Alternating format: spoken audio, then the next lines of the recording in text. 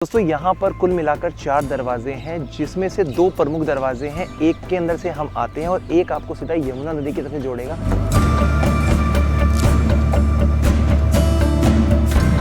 यही वो सबसे मुख्य स्थान है जहाँ पर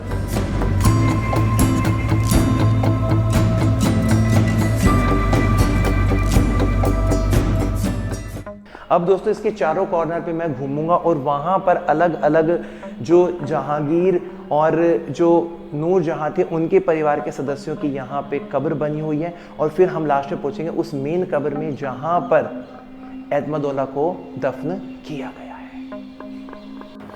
तो अब हम सबसे पहले उन 4 कक्षों में इस कक्ष में आते हैं, जहाँ पर आपको सामने की तरफ 2 कब्र दिखाई देंगी, संगमरमर के पत्थरों के साथ में बनी हुई है।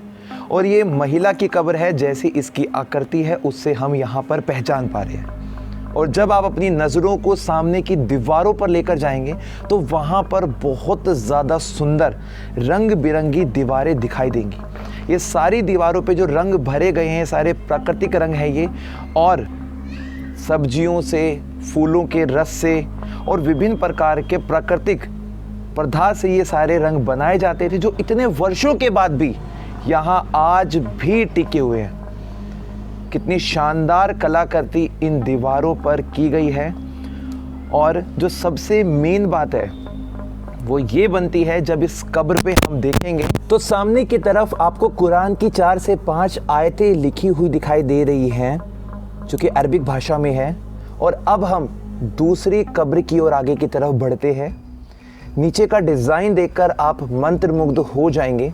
और सामने की तरफ इन दीवारों पर गुलदस्ते, फ्लावर और विभिन्न प्रकार के चित्र बनाए गए हैं, जो इसकी रौनक को और भी ज़्यादा बढ़ा देते हैं। दीवार के हर एक हिस्से में जहाँ पर भी आपकी नज़रें पड़ेंगी वहीं पर आपको एक विशेष डिज़ाइन दिखाई देने वाला है। और इससे साफ साफ पता लगता है कि जहांगीर और नूरजहां कला प्रेमी तो थे ही थे, इसलिए उन्होंने उन कारीगरों को आमंत्रित किया जो इस प्रकार की कला में काफ़ी ज़्यादा माहिर हुआ करते थे। और अब हम जा रहे हैं दूसरी कब्र की तरफ। ये वाली कब्र भी वाइट संगमरमर से बनाई गई है और ये किसी महिला की है, जैसा कि इसके ऊपर एक सिंबल बना हुआ है उससे पहचान होती है। नाम वास्तविक तौर पर नहीं पता, लेकिन ये उन्हीं के परिवार के सदस्य की कब्र है। यहाँ पर भी दीवारों के ऊपर पर्शियन आर्किटेक्चर आपको साफ तौर पर दिखाई देने वाली है। ईरानी तकनीक का प्रयोग यहाँ किया गया था, जो इस पूरे मकबरे के हर एक हिस्से को 4 चांद लगा देती है। बाहर की तरफ निकलते हैं अभी और नज़रों को फिर से इस कक्ष की हर एक हिस्से में लेके जाते हैं। जब आप देखेंगे तो इन रंग बिरंगी डिज़ाइन में उस समय की जो महत्वपूर्ण चीज़ें थी वो भी आपको देखने में मिलेंगी। इसकी छत पे देखिए, कुछ जगह से तो ये डिज़ाइन हट चुका है। और अब हम आ गए हैं इसके तीसरी कब्र पे।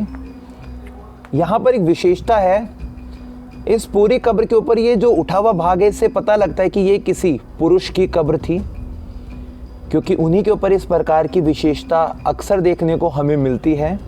और अब हम बाहर की तरफ चल रहे हैं, जिसके बाद हम इसके चौथी कब्र पे पहुंच जाएंगे। और ये भी किसी पुरुष की है, क्योंकि यहाँ पर भी बीच वाला जो भाग है वो उठा हुआ बना हुआ है। दोस्तों यही वो सबसे मुख्य स्थान है जहाँ पर नूरजहां के पिता और माँ दोनों की कब्र स्थित है। आइए, सामने की तरफ आप 2 कब्र देख रहे हैं। इन दोनों कब्रों में से जो सबसे पहले वाली कब्र है, ये वाली जो ऊंचा से इसमें बना हुआ है, ये तो मेल की कब्र है ये। और इसी प्रकार से वहाँ देखेंगे तो वो फीमेल की कब्र है ये। सबसे जो मेन बात है, इनका नाम है मिर्ज़ा गयास बेग और दूसरे का नाम है उस्मत बेग। जो मिर्ज़ा गयास बेग थे वो नूरजहां के पिता थे और अस्मत बेग जो थी वो नूरजहां की माँ थी। तो 1622 में जब उनके पिता की मृत्यु हुई तो उन्होंने सोचा कि क्यों ना अपने पिता की मृत्यु के बाद में उनके मकबरे को ऐसा बनवाएं जो बहुत शानदार और बेहतरीन हो। इसकी शानदार जो इसका सौंदर्यकरण है वो आपको इन दीवारों पे देखने को मिलेगा। जहाँ पर भी आप अपनी नज़रों को लेकर आएंगे वहाँ इतना बेहतरीन शानदार महीन डिज़ाइन देखने को मिलेगा जो बहुत बहुत ज़्यादा उम्दा है। ऊपर की छत को देखिए आप, जिस भी हिस्से को देखेंगे आपका मन करेगा कि बस आप उसे ही एक टकटकी लगाकर देखते रहिए। इस कब्र के चारों तरफ 4 बड़े बड़े दरवाजे बने हैं, उनको एक बार हम कैप्चर करते हैं। और अब हम यहाँ से बाहर के नज़ारे को, इसके एक द्वार को देख पा रहे हैं। जिससे पहले मैं आपको दिखाता हूँ, सामने की तरफ पीला, काला, लाल और विभिन्न प्रकार के डिज़ाइनों को, केतली, सुराही आदि को, कप प्लेट के चित्रों को यहाँ बनाया गया है, जो उस समय की ज़रूरत की चीज़ें भी थी और ऐसा लगता है कि काफ़ी शाही तरीके से वो जो बर्तन इस्तेमाल करते थे उनका नज़ारा आज यहाँ पर हमें देखने को मिल रहा है। दीवार के इस हिस्से पे कितना बारीक डिज़ाइन बना हुआ है और इसीलिए ये पूरे का पूरा मकबरा काफ़ी ज़्यादा ख़ास हो जाता है। इसकी बारीक रंग बिरंगे पत्थरों को देखकर आंखें खुली की खुली हमारी रह जाती हैं। और अब हम जाएंगे आगे की तरफ जहाँ पर हमें मिलेगा इसका और भी बारीक इतिहास। दोस्तों यहाँ पर कुल मिलाकर 4 दरवाजे हैं, जिसमें से 2 प्रमुख दरवाजे हैं। एक के अंदर से हम आते हैं और एक आपको सीधा यमुना नदी की तरफ से जोड़ेगा, जो ये वाला दरवाज़ा है। तो एक बार मैं पहले जाऊँगा, पहले एक बार इसको अच्छे तरीके से देखूँगा, इसके अंदर क्या कलाकृति, क्या डिज़ाइन है, ताकि हम इसकी बारीकियों को समझ सकें। वहीं से हमें यमुना का भी दृश्य बहुत प्यारा दिखाई देगा। तो अभी मैं जा रहा हूँ उस तरफ इसको एक्सप्लोर करने के लिए। आइए मेरे साथ आप।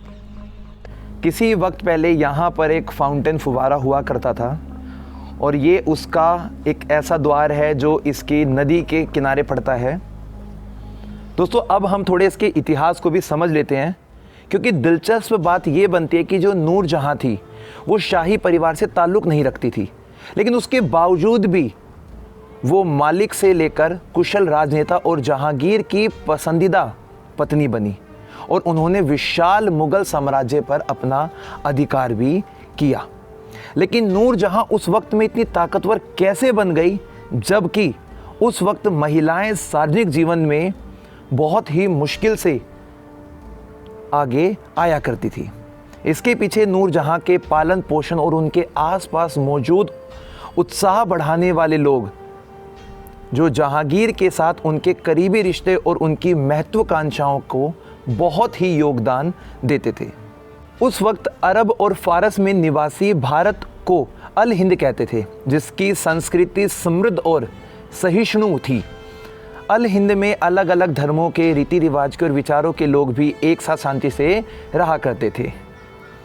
नूरजहाँ अलग अलग तरह की संस्कृति और रीति रिवाजों के साथ में पली बढ़ी थी और उनकी शादी 1594 मुगल सरकार के एक पूर्व सिख सरकारी अधिकारी से हुई थी। इसके बाद वो बंगाल चली गई और उस वक्त पूर्वी भारत एक संपन्न राज्य था।